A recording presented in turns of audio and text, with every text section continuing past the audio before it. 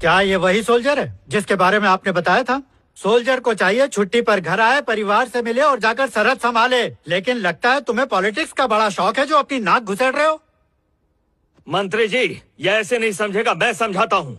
अगर तू अपनी जान की सलामती चाहता है तो चुपचाप फाइल रख के निकल। वो सबूत दीजिए।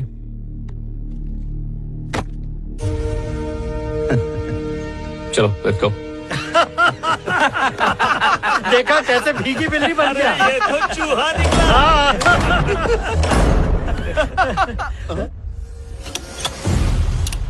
अरे बाप रे, इसने तो अंदर से ताला लगा दिया। हमें तो डर लग रहा है। अबे ये तेरा बॉर्डर नहीं है, यहाँ हमारा ऑर्डर चलता है, समझा?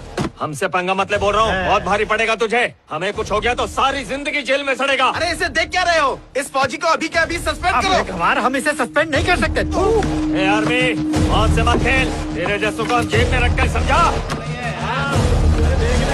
ये सब करके नहीं चलता है।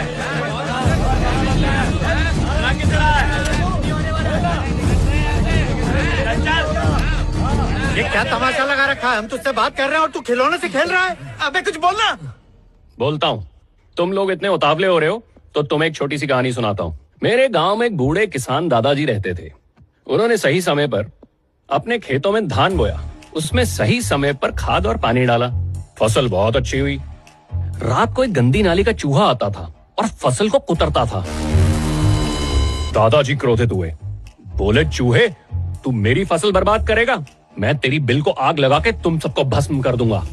ये सुन के चूहे की इज्जत को ठेस पहुंच गई। रातों रात उसने सब चूहों को इकट्ठा करके चूहा मीटिंग की। कहा, अगर दादाजी इस बिल में आग लगाएंगे तो हम उस बिल में शिफ्ट हो जाएंगे। अपना पेट भरता रहेगा, बुड्ढा तिल तिल मरता रहेगा। दादाजी ओल्ड थे लेकिन दिमाग से गोल्ड थे।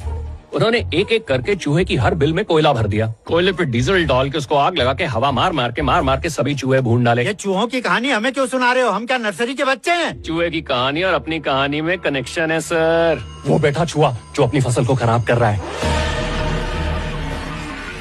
और तुम सब वो चूहा मीटिंग वाले चूहे हो। दादाजी तो बेचारे किसान थे तो उन्होंने आग लगाई। मैं तो मिलिट्री वाला हूँ, मैं बॉम्ब लगाऊंगा।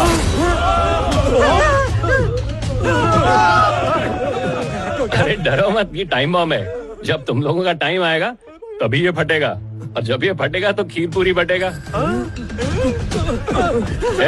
चुपचाप बैठ जाओ, नहीं तो वायर खींच दूंगा। इसमें मैंने 5 मिनट का टाइमर लगाया है। 4 मिनट तक तुम्हें समझाऊंगा। अगर समझ गए तो डिफ्यूज करके निकल लूंगा। जल्दी जल्दी बोलो, हमें मरना नहीं है। इस चूहे ने 5,000 करोड़ रुपए का घोटाला किया है। ये सोचकर मुझे नींद नहीं आती।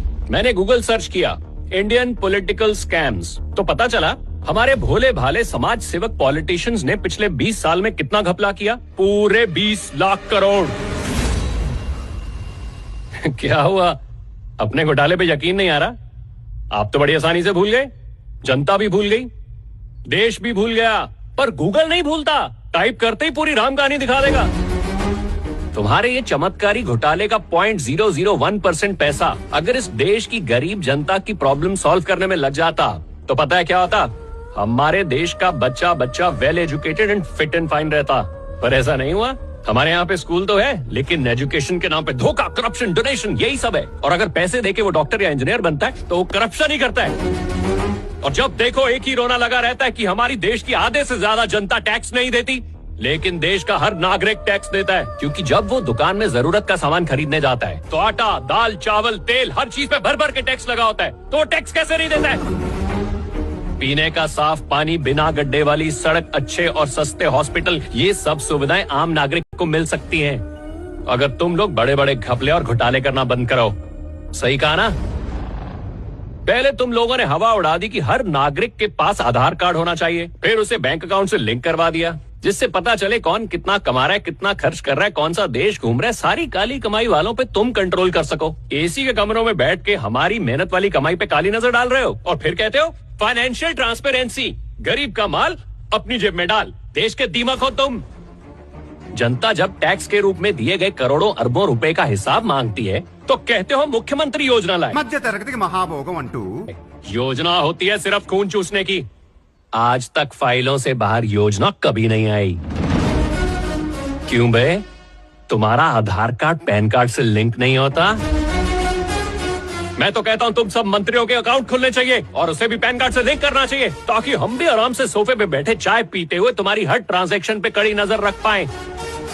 लेकिन तुम लोग ऐसा होने नहीं दोगे, क्योंकि तुम हम जनता की हर चीज पे नजर रख सकते हो, लेकिन हम नहीं रख सकते, क्योंकि खाना है ना। हमारा देश बाहर के दुश्मनों से लड़ सकता है, लेकिन अंदर के गद्दारों से लड़ने के लिए देश की जनता को जागना होगा और तुम लोगों से हिसाब मांगना होगा कि आखिर तुम लोगों ने उनके लिए किया क्या है। जिस दिन देश की जनता ने तुम लोगों से हिसाब मांगना शुरू कर दिया, तुम्हारे धंधे बंद हो जाएंगे, सड़क पे आ जाओगे तुम, जेल में सड़ोगे। मैं इस मुच्छड़ को लेने आया हूँ। देश के गरीब लोगों का खून चूसा है इस दरिंदे ने, और किसी ने मुझे रोकने की कोशिश की तो मैं उस गद्दार की सांसें भी रोक दूंगा।